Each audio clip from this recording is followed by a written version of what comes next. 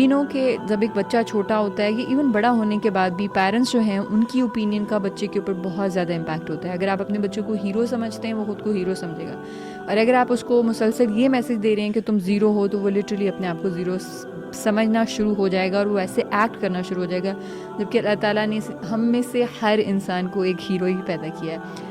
So be very very very very careful کہ آپ کے منہ سے آپ کے بچوں کے لیے کیا نکل رہا ہے. اس پہ ہمارے دین کا بہت بہت بہت زیادہ ایمفسس ہے.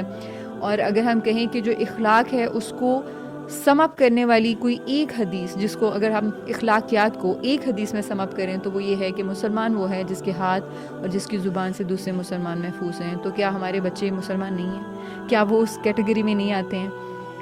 اور پھر نبی پاک صلی اللہ علیہ وآلہ وسلم کی جو حدیث ہے کہ تم میں سے بہترین وہ ہے جس کا اخلاق اچھا ہے, اور اس میں سے بھی بہترین وہ ہے جو اپنے گھر والوں کے ساتھ جس کا اخلاق اچھا ہے.